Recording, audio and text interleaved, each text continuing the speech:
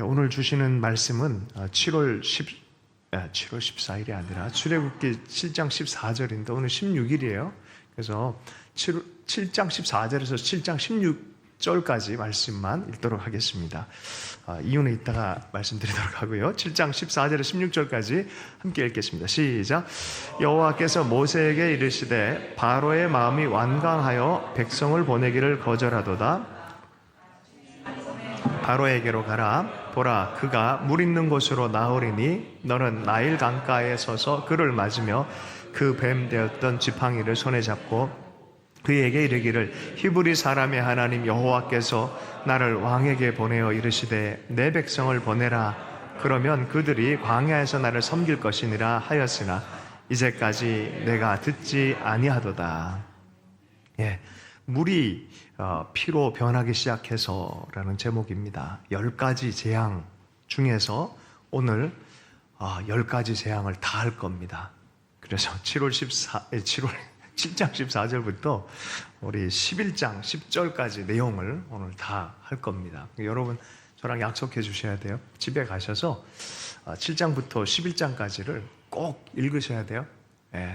할렐루야. 그래, 함께 말씀 보도록 하겠습니다. 요 구절 10가지 재앙을 통해서 하나님께서 우리에게 주시는 어떤 은혜들이 있는데 저요 근래 와서 로마서 7장의 말씀과 이것이 이렇게 대비가 되어지고 좀 구원의 비유, 곧 메타포 같고 내 삶의 변환, 또 하나님의 은혜에 의해서 대적을 이기는 이것에 대한 메타포 같은 느낌을 제가 이렇게 받으면서 좀 이렇게 묵상을 하게 되어졌어요. 우리 로마서 7장에 보면은 두 가지의 자아가 충돌하는 걸 보게 되어져요.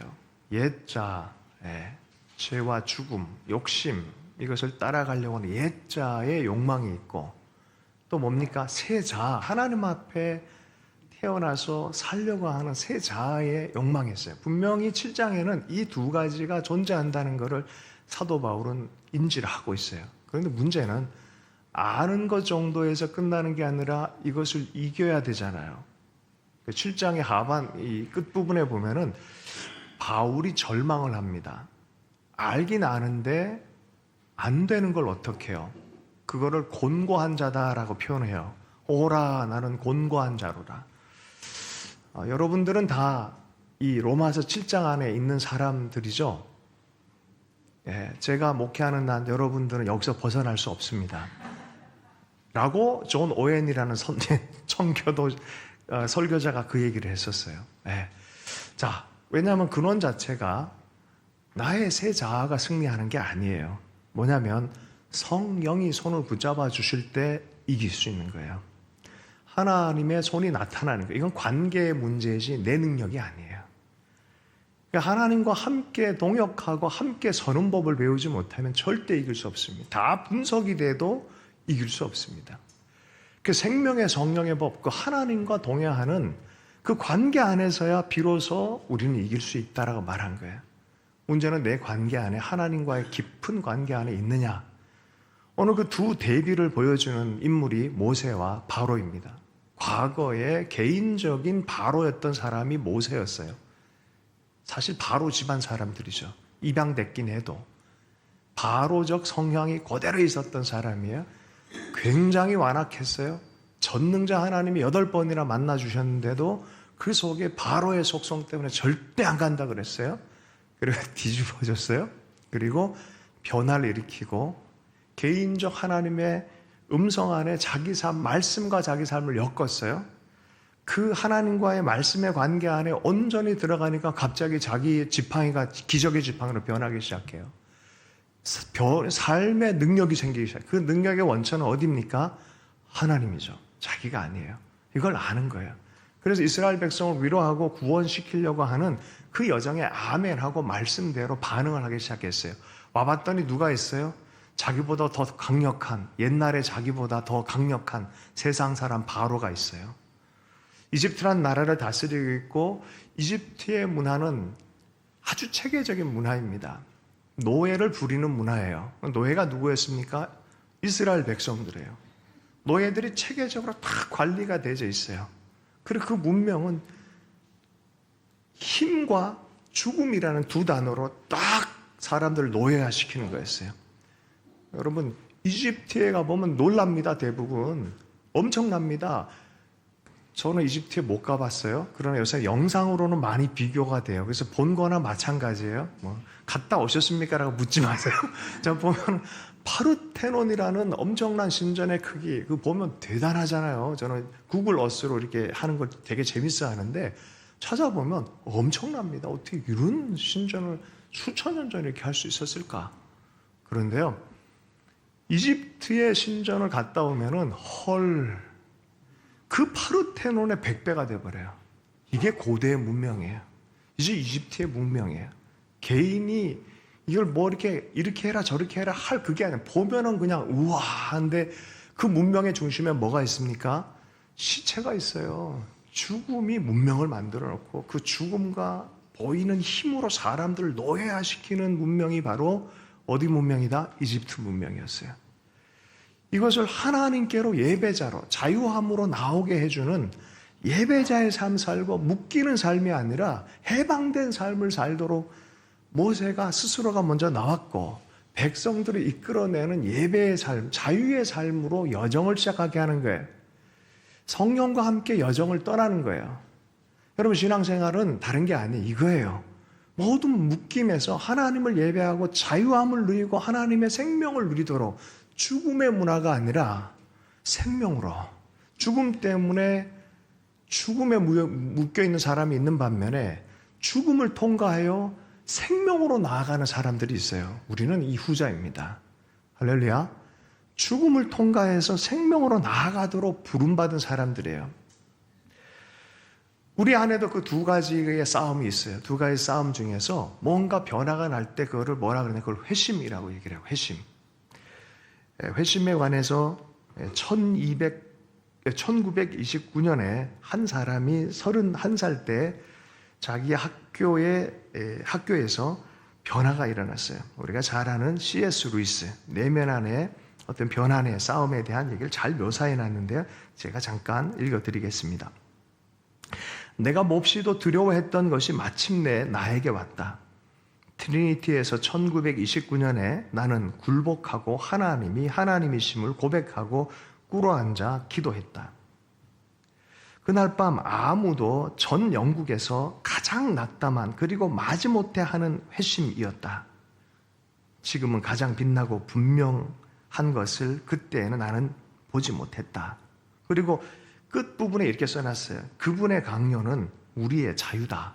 이게 뭔 소리냐면은 이 사람은 굉장히 지성이 발달한 사람이었고 계속해서 하나님 묵상하고 말씀과 시대를 보면서 결국은 하나님의 하나님 되심에 대해서 발견할 수밖에 없는데 자기 속에는 이것을 기꺼이 하고 싶은 마음이 안 들었단 말이에요. 지금까지는. 그런데 그렇게 기분 좋은 건 아닌데 설득 당할 수밖에 없는 진리 앞에서 자기는 지성적인 사람인데 그러니까 자발적으로 설득되기로 결정한, 그래서 이런 표현이에요. 그분의 강요는 우리의 자유다. 누군가의 강요에 의해서 된 게 아니에요. 근데 그렇게 할 수밖에 없는 자기의 모습. 그때 자기 감정은 뭐였다고? 가장 런던에서 영국에서 우울한 사람이었다는 거예요.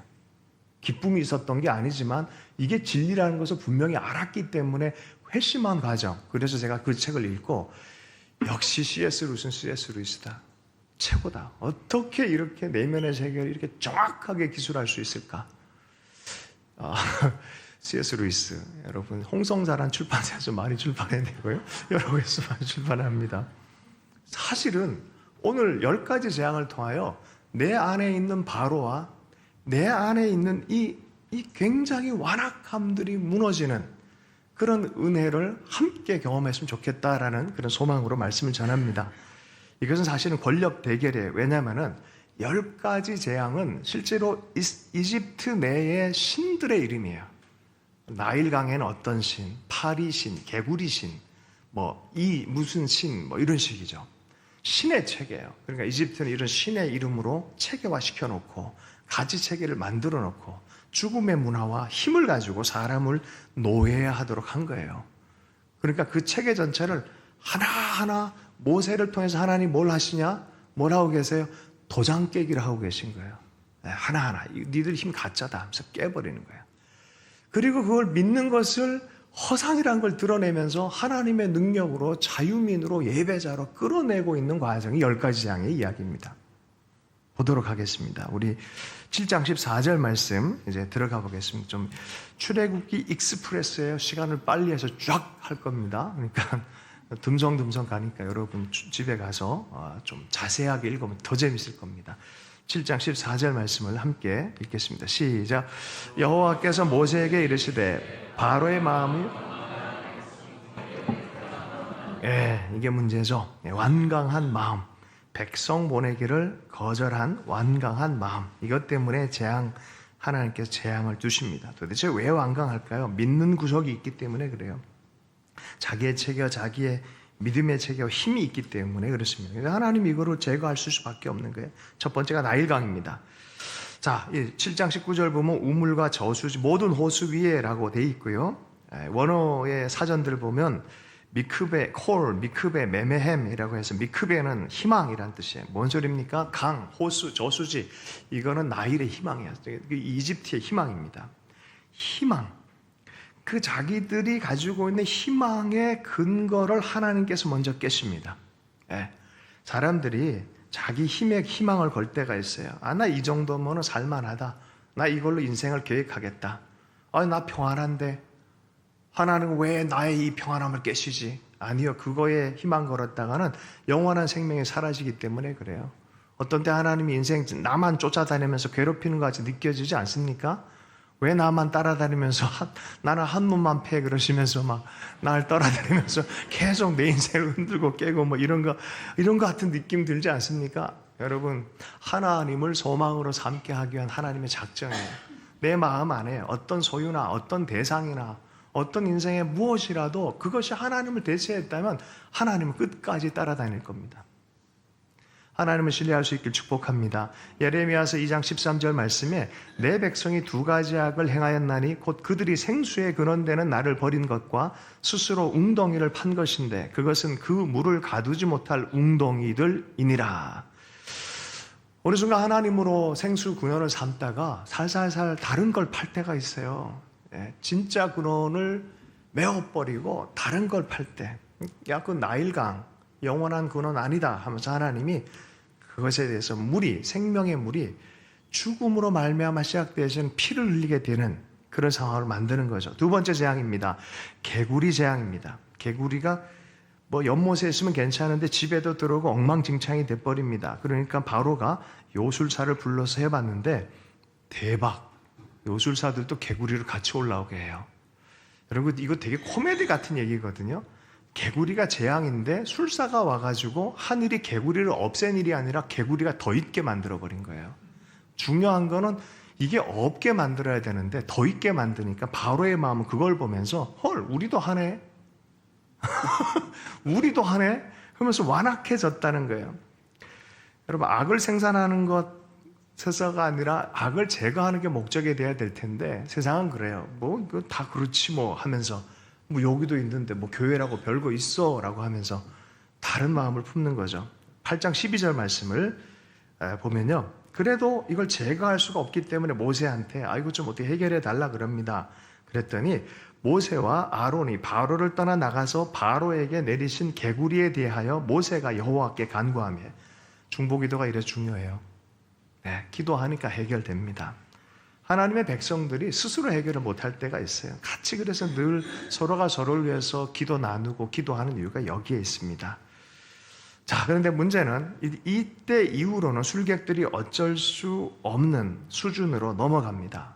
같은 수준인 줄 알고, 어떻게 보면 이렇게 영들이라 그래서 비슷한 하나님의 영도 세상 영과 똑같을 거 아니냐라고 생각하지만 이 수준 이후부터는 수준 차이를 너무 느낍니다. 하나님의 하나님 되심을 경험을 하게 되어져 있어요.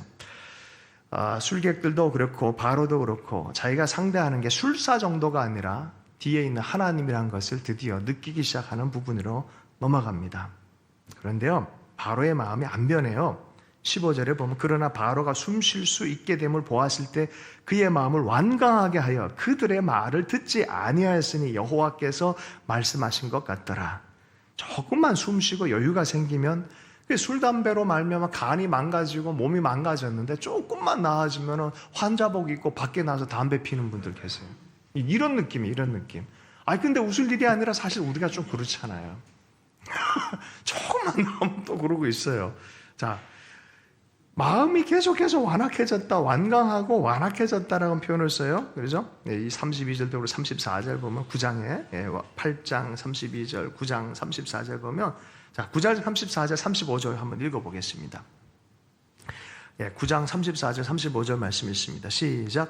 바로가 비와 우박과 우레소리가 그친 것을 보고 다시 범죄하여 마음을 완악하게 하니 그와 그의 신하가 꼭 같더라. 바로의 마음이 완악하여 이스라엘 자손을 내보내지 아니하였으니 여호와께서 모세에게 말씀과 같이 하니라. 네. 좀 미안하다 하는데 회개를 안 해. 숨은 생각 자체 마음의 태도는 변화시키려는 의도가 없어. 다만 이걸 피하고 싶을 뿐이야. 병이 났기 때문에 병 낫기 위해서 올 때가 있어요. 병 고치면요 교회 안 옵니다. 어떤 문제 때문에 하나님께 기도하다가 해결되면 가는 거예요. 그 사람은 하나님보다 자기 병에 집중하고 있어요. 우리 삶이 그러지 않아야 돼요. 하나님을 섬기는 게 뭔지를 분명히 이해할 필요가 있습니다. 자칫하면 그런 식으로 교회가 계속 문제 해결 중심적인 교회가 되면 예배를 몰라요. 문제 해결하러 온 게 아니라 예배하러 오는 거예요. 하나님을 경외하려. 그리고 그리스도 안에서 주님의 주님 되심을 우리가 드러내는 그 삶으로 부름받는 사람이죠. 자, 세 번째가 이의 재앙입니다. 자, 이거는 한국말로 각다기, 하루살이, 기생충 이렇게 번역이 되기도 하는데 여기까지는요 이스라엘의 백성들도 같이 경험을 하는 재앙이었어요. 시대가 그러해서 우리는 그 시대 안에 같은 고통을 경험해야 되는 상황이 있습니다. 그래요. 그냥 같이 경험을 하는 겁니다. 자, 그런데 이 부분에 이상한 표현인데 여기에 잠깐 머물도록 하겠습니다. 출애굽기 8장 19절의 말씀, 다시 뒤로 돌아가서 출애굽기 8장 19절의 말씀, 이것이 오늘 전체 본문 전체를 푸는 키가 여기에 들어가 있어요. 8장 19절의 말씀입니다. 우리 함께 읽겠습니다. 시작. 요술사가 바로에게 말하되 이는 하나님의 권능이니이다 하였으나 바로의 마음이 완악하게 되어 그들의 말을 듣지 아니하였으니 여호와의 말씀과 같더라. 술사들이 이건 못 따라가는 거예요. 이건 안 되는 거예요. 하나님의 수준이 확 차이가 나버리는 거죠. 그러면서 표현하는 게 하나님이다 라고 말하지 않고 하나님의 권능, 실은 이것을 원문으로 보면 하나님의 손가락이라는 표현을 써요. 하나님의 손가락이 있다. 이사야서에 보면 하나님의 손이 짧겠느냐, 구원하시는 능력이 있다라는 그런 노래도 있습니다. 자, 요게 예수님께서 이 단어를 가져다 쓰세요. 어떤 때 쓰시냐? 누가복음 11장 20절 말씀을 보면요. 함께 읽어볼까요? 11장 20절 말씀 시작. 그러나 내가 만일 낸다면 하나님의 나라가 이미 너희에게 임하였느니라. 무슨 단어 썼어요? 하나님의 손, 하나님의 손가락. 그 의미를 쓴 거죠. 왜 이걸 썼겠습니까? 출애굽기를 알고 계셨던 거고 이게 그런 의미라는 걸 얘기하는 거예요. 자, 마태복음 12장 28절에서도 그러나 내가 하나님의 성령을 힘입어 귀신을 쫓아내는 것이면 하나님 나라가 이미 너희에게 임하였느니라. 요술사가 뭐라 그러세요? 이는 하나님의 권능, 하나님의 손이다라고 말했어요. 이건 성령의 일이다. 이러한 일들이 일어난다면 이미 네 삶 안에 하나님의 나라가 임하고 있다. 너에게 이미 해방이 시작되고 있다는 거예요. 너에게 이미 성령의 역사가 시작되고 있다는 거예요. 귀신이 쫓겨나가고 있다는 거예요. 할렐루야. 네. 하나님의 손, 하나님의 권능, 성령의 역사, 우리가 그것을 따라가기 시작하면 어느 순간에 보면은 우리의 삶이 자유로워지는 것들을 경험해요. 제가 재미있는 경험이 있습니다. 우리 목사님들 설교하다 보면 재밌어요. 예수 처음 믿고 교회 들어오면요, 대체로 보면은 처음부터 막 은혜의 감격에 들어가진 않습니다. 요 10가지 재앙이 거의 8개월이라고 보는 분이 계시고 20일이라 보는 분들이 있어요. 제가 보기엔 한 8개월, 유진 피터슨 목사 한 8개월 정도라 보는데요. 예수 믿으려고 교회에 왔다가 시작되지 여정이 되는데 대체로 6개월에서 8개월은 잡니다. 자요. 못 들어요. 이상하게 정신없어 합니다. 그런데 한 6개월에서 8개월 지나면 말씀이 들어가기 시작하고 어떤 역사가 일어나는 거죠. 시간이 있는 것 같아요. 시간이. 물리적 시간도 어느 정도. 그렇다고 해서 꼭 그렇지만은 또 않아요. 어떤 때는 와장창 깨지는 분들도 계세요. 오자마자 그냥 하나님 만나는 분도 있는데, 대체로 이런 과정들, 하나님의 손의 과정들이 이렇게 있습니다. 자, 네 번째로는 파리의 재앙입니다.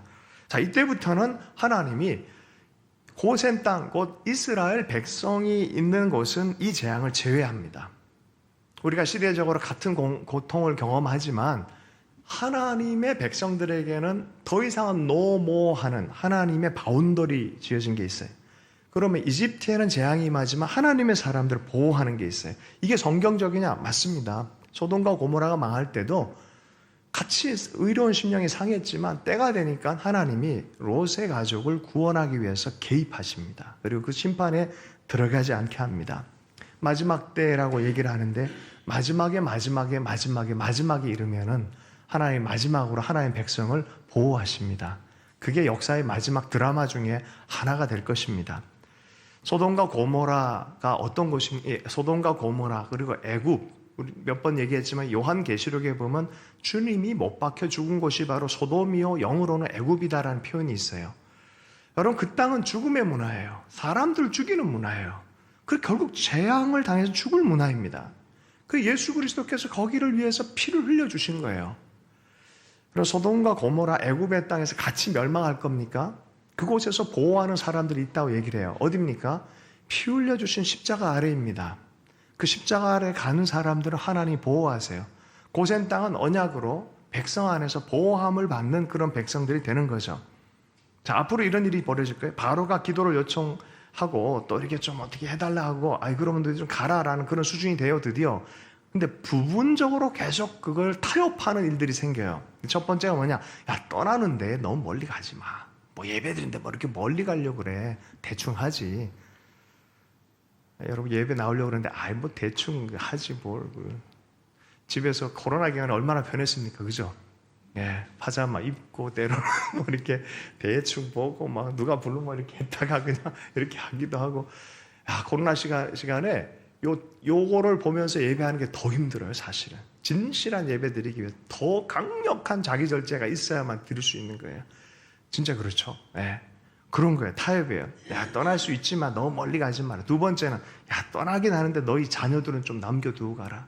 마지막으로 뭐라면, 야, 떠나긴 하는데 너희 소유를 좀 놔두고 가라. 뭐 소나 이런 것들 다 냅두고 가라. 계속해서 타협을 하게 합니다. 여러분, 어떤 의미에서 보면 제자도의 결단은요, 단호해야 돼요. 단호해야 돼요.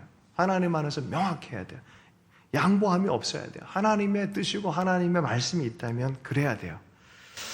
자, 어쨌든 계속 흥정을 합니다. 이 두 사람 사이가 묘한 느낌이 듭니다. 물건을 살려고 하고 값을 깎으려고 하는 사람들의 사이. 예, 그런 흥정관계 비슷한 느낌으로 모세와 바로가 왔다 갔다 하면서 얘기를 합니다. 그 과정에서 에이, 기분 나쁘면 에이, 안 사 그러고 가버릴 텐데 하나님이 포기를 안 하십니다. 끝까지 구원하고 해방시키는데 애를 쓰시면서 모세와 더불어서 이 일들을 계속 하기를 결정합니다. 자, 다섯 번째 많이 왔어요. 중간에 왔어요.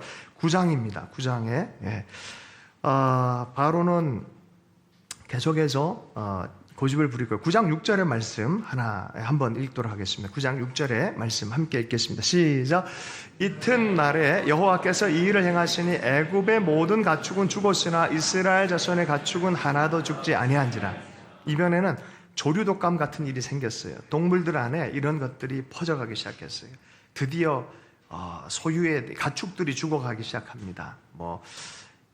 요 때가 아마 봄쯤인 것 같아요. 그래서 보리도 다 상하는데 밀과 쌀보리는 아직 싹이 안 텄기 때문에 여기 상하지 않았다는 그런 표현도 있고, 어쨌든 이런 일들이 많이 생깁니다. 재산의 소유물로 드디어 확대돼서 문제가 생깁니다. 여러분, 소유물을 하나님을 대체하지 마십시오. 하나님을 잘 섬기다가 우리 한국교회가 부유해졌어요. 10,000불 넘어가고 지금 30,000불 넘어가면서 이제는 하나님께 무릎 꿇고 기도하지 않았어요. 70년대, 60년대 얼마나 가난하고 힘들었습니까? 힘드니까 하나님께 매달리다가 이제 부유해져서 소유물이 생기니까 하나님을 바라보지 않아요.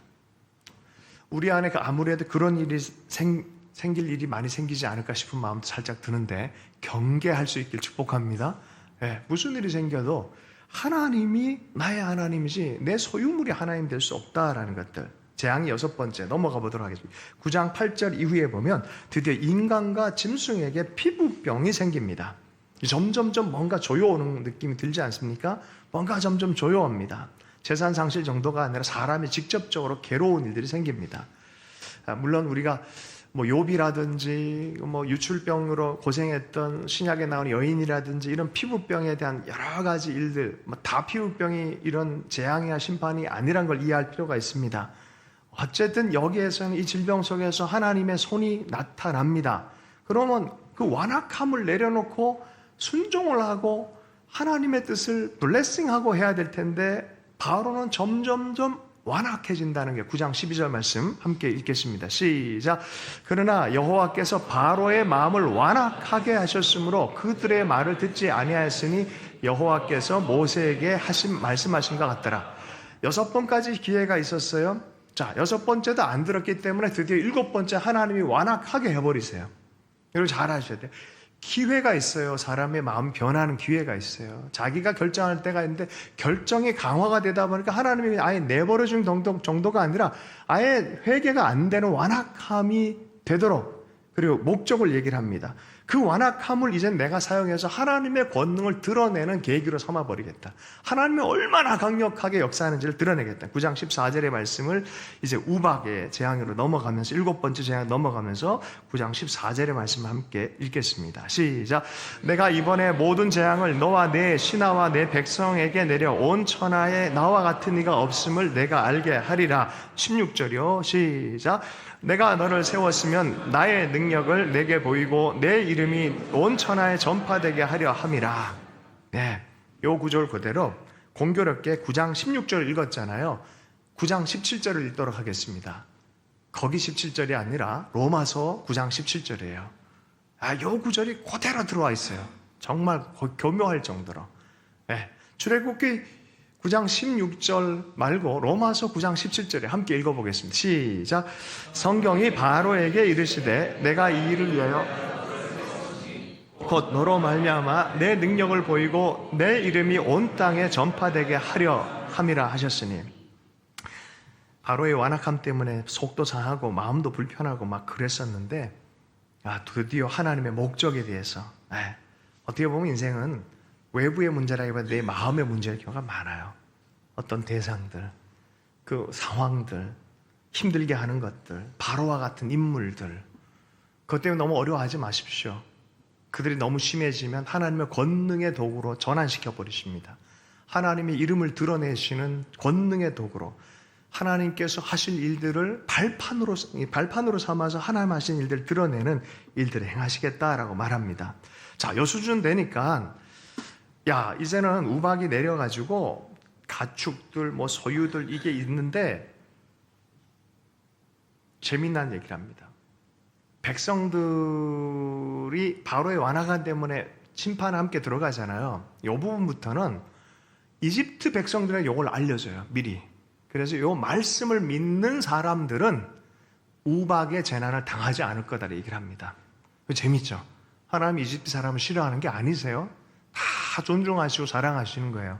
자, 그런데 이 부분에서 9장 20절과 21절의 말씀을 함께 읽어보겠습니다. 출애굽기 9장 20절과 21절의 말씀입니다. 함께 읽습니다. 시작.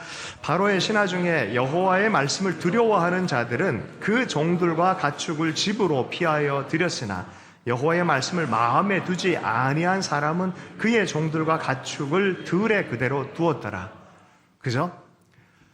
이거는 모든 사람들이 해야 될 일들이에요. 순종할 거냐, 불순종할 거냐, 들을 거냐, 안 들을 거냐, 하나님께 반응할 거냐, 무시할 거냐, 하나님의 마음을 순종하게 받아는 온유함으로 말씀에 길들여질 거냐, 아니면 말씀 따로 사는 완악함을 계속 가지고 자기 고집으로 살아갈 거냐, 결정을 해야 되는 거예요. 이 얘기는 이때만의 얘기가 아니라 우리의 이야기고 우리의 지금 여기의 현실의 문제예요. 우리의 삶에 하나님이 부딪혔을 때 어떻게 하느냐, 하나님께 말씀이 내 삶을 길들여서 데려갈 거냐, 아니면 내 마음대로 내 마음에 안 하면 막 부딪히고 고역하고 완악하고 계속 그렇게 머물러 있을 거냐. 문제는 재앙이 임하니까 문제란 거예요.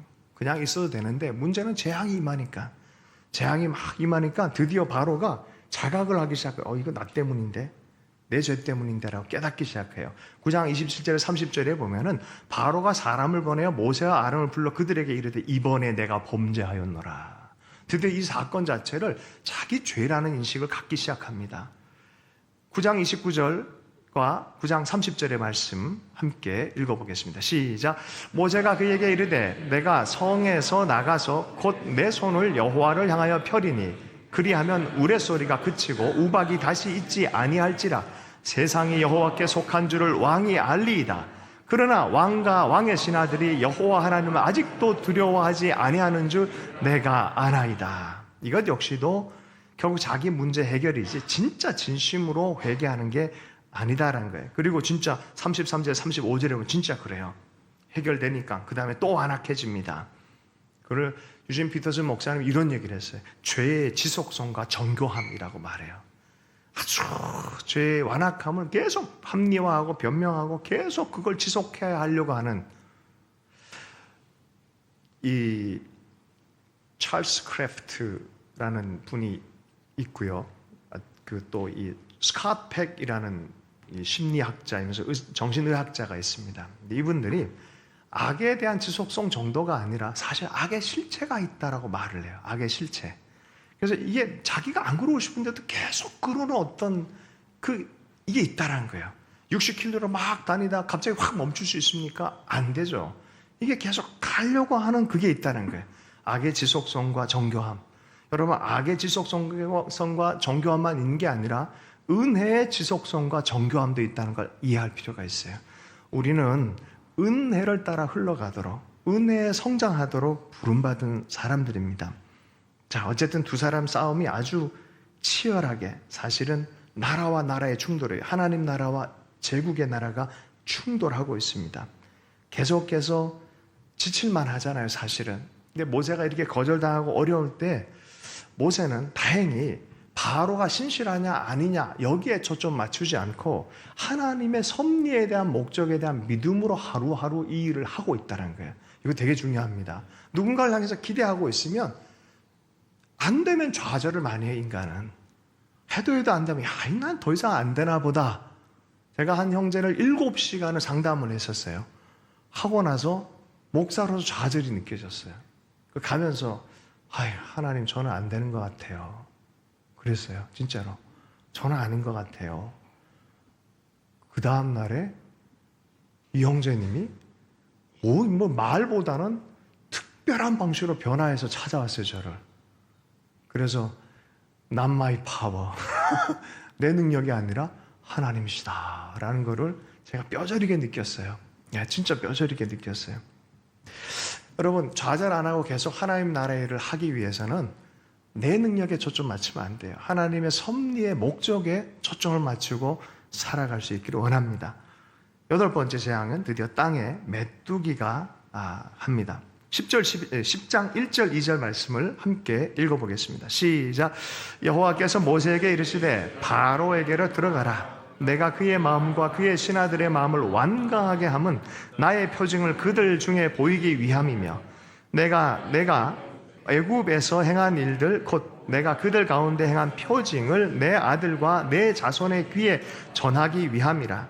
너희는 내가 여호와인 줄 알리라. 계속해서 거절하고 거부하는 어떤 이유가 있죠. 하나님의 선함이나 하나님의 능력, 하나님의 은혜, 하나님의 선한 섭리의 목적에서 그 목적 자체를 오해하는 거예요. 우리 삶 안에 터부시란 단어가 있잖아요. 잘못 오해를 해요. 예전에 우리 교회에 어떤 분이 오셔가지고 불교적인 사고관이 있으시고 불교적으로 이렇게 대화를 이렇게 많이 하고 하셔서 목사를 볼 때 마치 그런 사람으로 이해를 하는 거예요. 말씀을 1시간 듣고 나가면서 한마디 하더라고요. 여기 시주하는데 어디 있냐고. 그런 거예요. 그런데 하나님에 대해서 오해를 하고 하나님을 그런 힘과 죽음으로 막 그렇게 하는 그런 하나님처럼 오해를 하면 이게 하나님을 미신적으로 바라본다니까요. 그래서 신앙은요, 여기서 출발해서 자유함과 은혜 안으로 풍덩 뛰어들수록 성경적 신앙으로 변하기 시작해요. 터부시하는 신앙으로 평생 교회 생활하는 분들 계세요. 그럼 하나님을 만났다고 하지 만나지 못한 거예요, 실은. 여러분, 하나님을 진짜 누릴 수 있길 축복합니다. 오늘 시편 139편의 말씀처럼 하나님 안고 일어서심을 아시고 하나님의 아버지가 되시고 우리의 눈물을 알고 계시고 우리의 상황을 다 알고 계시고 우리를 포기하지 아니하시고 그 사랑을 끊을 수 없다라고 말씀하신 그 하나님에 대해서 말씀대로 마음에 품을 수 있다면 그게요, 머리에서 여기까지 30cm밖에 안 되는데 이게 30년이 걸려요. 이게 30년이 걸려요. 여기서 여기까지 내려와야 돼. 그래서 정말 이게 누림이 되는 그런 은혜가 있어야 돼요. 삶을 통해서 경험해야 될 일이라고 생각합니다. 자, 어쨌든 모세와 아론도 이제 겨우 이제 단호해집니다. 이제 바로 앞에서 정확한 메시지를 전달하고 아주 강한 메시지를 같이 전달합니다. 그리고 메시지를 전하고 나옵니다. 바로가 계속 타협합니다. 첫 번째는 야 이거 멀리 가지 마, 여기서 해라. 두 번째 타협을 얘기를 합니다. 장정만 가라. 10장 8절에 11절에 보면 장정만 가라. 자, 여기서도 메뚜기가 식량을 초토화하면서 당장 우리 그릇 안에 있는 이 옥수수나 이런 거 다 먹어버리면 오늘 밥을 못 먹잖아요. 어쩌면 백성 전체가 그날은 금식해야 되는, 억지로 금식해야 되는 그런 상황도 발생했을 수도 있을 것 같습니다. 자, 그러니까 뭐 자녀만 두고 가라. 여러분, 자녀만 두고 가라 해서 갈 사람 누가 있겠습니까? 자녀 혼자 두면은 엄마도 있어야죠. 그죠? 엄마 거의 안 갈걸요? 자녀들 때문에? 그러면 다 있어야 되는 거예요, 또. 그러니까 가지 말란 소리죠. 살살살살 타협을 합니다. 세 번째는 네 소유들, 소들 이런 거 다 냅두고 가라. 또 그렇게 얘기를 합니다. 예스라고 말하기가 힘든 거예요. 계속 아니야 라는 식으로 아니야. 겉으로는 예스인 것 같은데 속으로는 아닌 거예요. 겉으로 믿음인 척 하는데 믿음이 아닌 거예요. 이걸 뭐라 그러면 믿음 쇼를 하고 있는 거예요. 믿음 쇼를 하고 있는 거예요. 무대 위에서 믿음 쇼 하면요, 그게 그리스도인이라 착각을 하는 그 쇼가 될 수 있어요. 우리는 진짜 믿음의 사람이 되도록 우리 스스로를 말씀에 엮는 그런 삶의 실제가 있을 수 있길 원합니다. 여정을 떠났으면 포기하지 말고 계속해서 갈 수 있는 은혜가 있어 좋겠어요. 자, 이래도 여전히 말씀대로 안 됐어요. 바로의 마음이 완악하게 하셨으므로 이스라엘 자손을 보내지 아니하였더라. 10장 20절이에요. 자, 21절부터 29절까지는 드디어 하늘을 향하여 손을 내밀어 애굽 땅에 흑암이 있게 하라 하나님 명령이 떨어졌어요. 이게 왜 중요하냐면은 이집트의 신의 가장 강력한 신이 라 신인데 이게 태양 신이에요. 파라오를 자기가 태양의 아들, 뭐 이렇게 신의 아들 이렇게 표현하고 신 자체라고 표현을 하잖아요. 이 이집트의 권력 체계에 태양 신은 가장 높이 있는 거예요. 근데 하나님이 그 땅에 어둠이 깃들게 하면서 그것을 무력하게 만들어 버려요. 자, 10장 21절 23절 말씀을 함께 읽겠습니다. 시작. 여호와께서 모세에게 이르시되 하늘을 향하여 내 손을 내밀어 애굽 땅 위에 흑암이 있게 하라. 곧 더듬을 만한 흑암이니라. 모세가 하늘을 향하여 손을 내밀매 3일 동안 애굽 온 땅에 있어서 그 동안은 사람이 서로 볼 수 없으며 자기 처소에 일어나는 자가 없으되 온 이스라엘 자손이 거주하는 곳에 빛이 있었더라. 어둠 속에서 예수 그리스도 하나님의 장자가 죽임을 당하시죠. 십자가 사건이에요. 어둠 뒤에 우리는 10번째 재앙 아들의 죽음에 대한 이야기를 가지고 있습니다. 자, 이게 성경의 구원의 메타포의 이야기가 여기 다 숨어 있다는 얘기가 그거예요. 자세히 살펴보면 인생이 이렇게 구원의 하나님의 백성으로 예배자로 변해가는구나 라는 것들을 이해하는 것이죠. 창세기 1장에서 하나님이 빛을 창조하십니다. 요한복음 1장에서 예수 그리스도가 생명의 빛, 빛이 어둠에 비추매 어둠이 깨닫지 못하더라 라고 하면서 참된 빛은 하나님이다. 보세요. 이집트의 신들을 정확하게 깨면서 반대는 누구예요? 생명 주는 하나님, 진짜 빛은 하나님, 진짜 생명 주는 하나님, 이렇게 계속해서 말씀을 하는 거예요. 그리고 노예를 삼는 게 아니라 아들을 삼고 예배자를 만드시는 하나님, 통치자의 하나님이 아니라 온 민족 전체를 품어 안으시는 하나님. 예수님께서 사역을 시작할 때 하나님 나라 선포한 대상들이 누구였습니까? 대부분 연약하고 가난한 사람들이었어요. 백성들, 평민들, 무력한 사람들에게 하나님 나라를 꿈꾸었어요.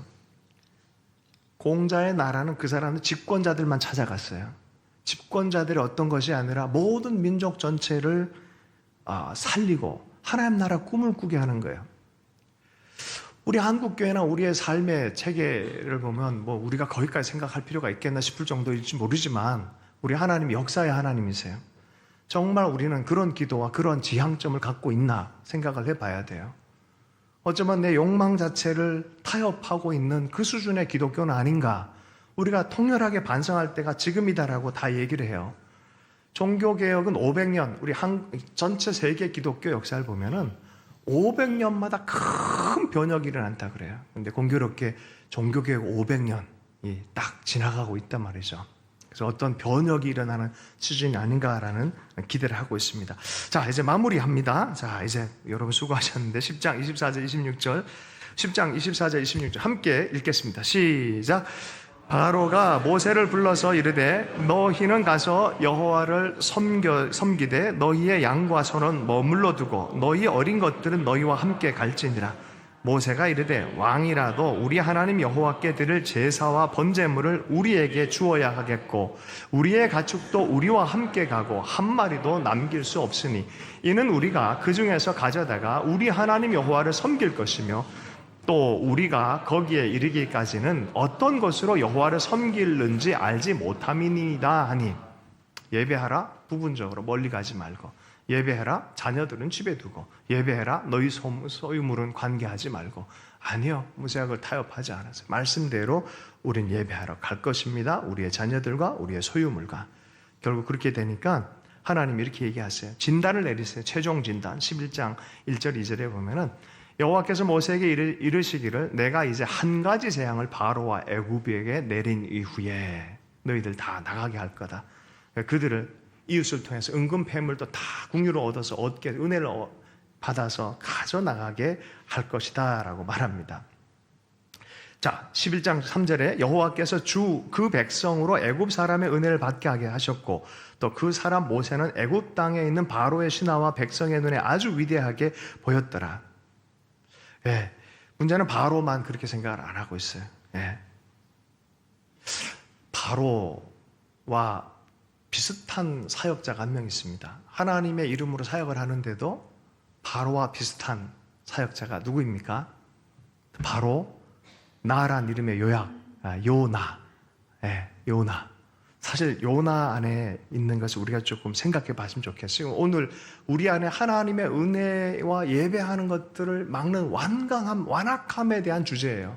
그게 무너지면, 성령의 능력으로 무너지면 우리는 생명의 성령의 힘을 경험하고 하나님의 기쁨 안에서 예배하는 그 은혜 안에서 승리하는 삶을 살아가게 될 거다. 그리고 네 삶, 그 수준에서는 네 삶 안에 일어나는 모든 일들이 쓴맛, 단맛 다 합치고 고난과 즐거움 다 합쳐서 모든 것이 합력해 소원을 이루는 게 뭔지를 경험할 것이다. 이게 로마서 8장의 이야기예요. 하나님과 함께 완악함을 다루지 않으면 우리 삶을 그걸 경험할 수가 없습니다. 내 속에 고집을 다루지 않으면 이거 경험할 수가 없어요. 요나가 이걸 경험하게 됐어요. 분명히 하나님 뜻인지 아는데 이게 싫은 거야. 하나님 말씀에 매여서 사는 게 아니라 하나님 말씀으로부터 멀리 떠나고 싶은 거야. 이쪽으로 가는데 땅끝으로 가버렸어. 땅끝으로. 그냥 가서 했습니다. 그러다가 고난이 닥쳤죠. 물고기 뱃속에 들어갔죠. 그죠? 물고기 뱃속에 들어가 3일 동안 그냥 어둠 가운데서 회개하면서 드디어 하나님 성전을 향해서 마음의 문을 열고 기도하기 시작할 때 운명이 바뀌어요. 그때부터 운명이 바뀌어요. 그런데 이 니느웨 성에 가서도 뭐라 그럽니까? 이 뭐 일입니까? 불평을 하는데 하나님이 얘기를 해요. 사실 요나서의 주인공은 요나가 아니라 하나님이에요. 하나님의 마음이에요. 야, 원수라도 죽는 게 무슨 의미가 있겠냐? 나는 이들이 다 살길 원한다. 여러분 보세요. 진짜 출애굽은 내가 말씀에 엮여서 하기 싫은 것도 말씀 때문에 순종하게 되는 그때부터 출애굽이 시작되어집니다. 그때부터 진실한 자유함을 경험합니다.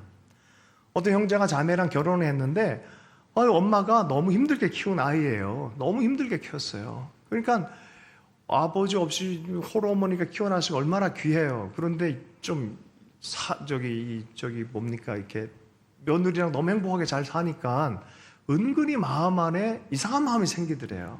마음이 불편해지더래요. 그럴 수 있지 않을까요? 마음이 너무 불편해지는 거예요. 아, 이거 해결해야겠다라고 생각해서 기도원에 들어가서 기도하기 시작했습니다. 3일을 금식하면서 이틀을 금식하면서 기도하고 했습니다.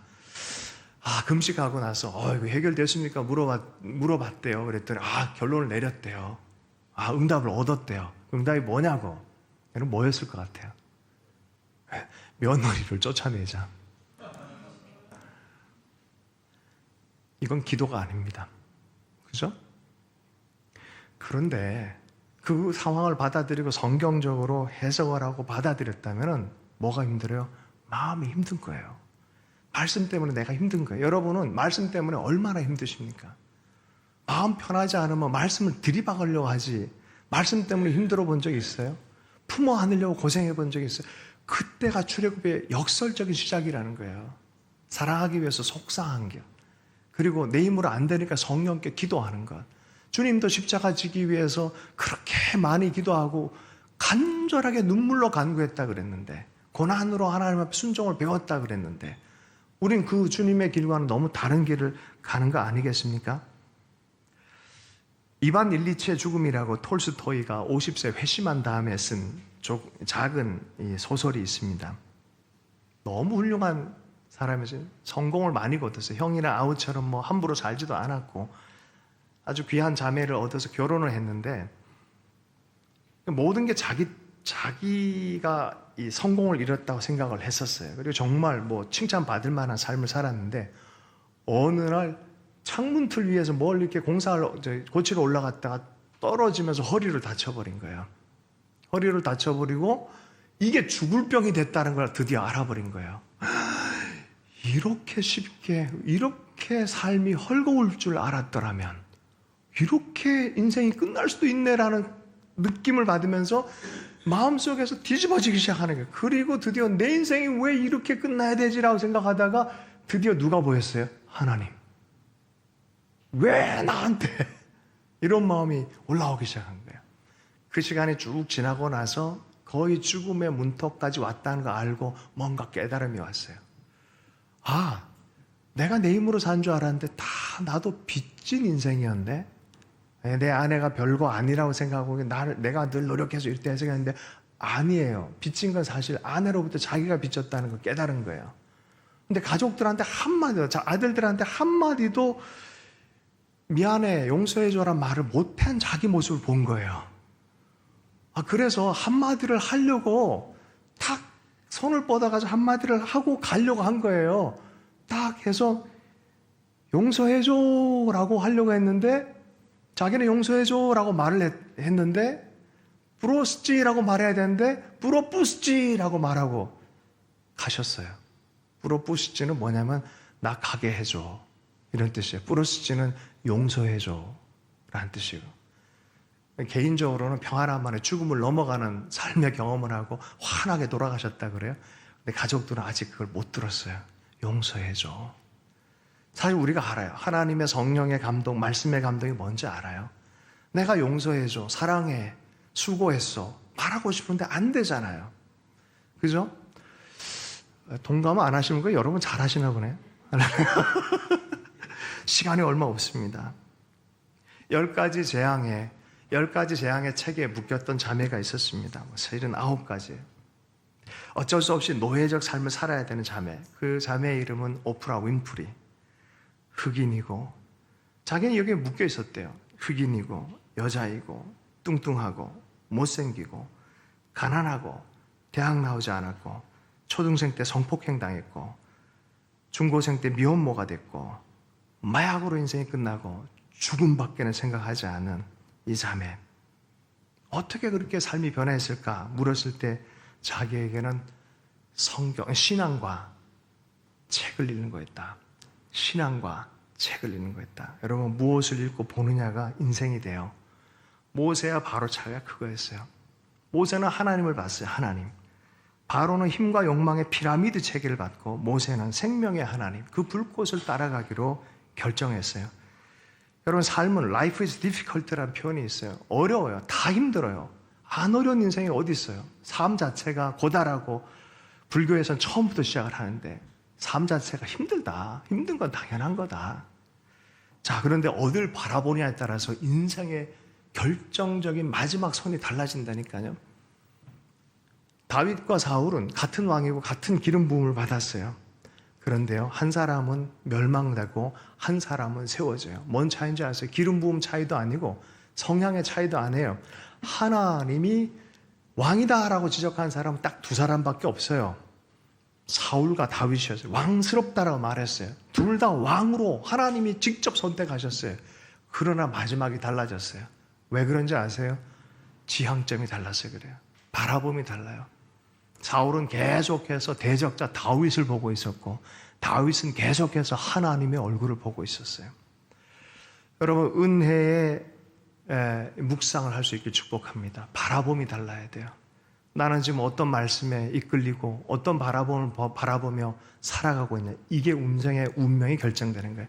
만약에 여기에서 하나님의 사랑의 음성과 말씀을 받다 그러면 이미 출애굽은 시작된 줄로 믿습니다. 주신 말씀 붙들고 잠시 기도하도록 하겠습니다. 우리 그렇게 기도하십시다. 주님, 제 힘으로 할 수 없사오니 성령님 역사해 주십시오. 우리 삶에 있는 세상의 체계들, 하나님의 왕국의 이야기들로 계속해서 전환되어지기를 원합니다. 이렇게 함께 기도하도록 하겠습니다. 하나님 아버지, 감사합니다. 주신 말씀대로 우리가 하나님 이 출애굽의 여정을 멈추지 않고 계속 나아가길 원합니다. 노예의 삶에서, 죽음의 삶에서 예배하는 자로 생명의 여정을 계속 떠나는 자가 되게 은혜 허락해 주시기 원합니다. 하나님을 더욱 알 수 있도록 은총을 베풀어 주옵소서. 우리 삶 안에 출애굽의 여정을 시작하신 주님을 찬양합니다. 우리에게 예배를 알게 해주셔서 사랑을 알게 해주시고 생명을 품게 하시니 감사합니다. 삶을 다시 한번 주님께 의탁하며 살아계신 예수님 축복하며 기도했습니다.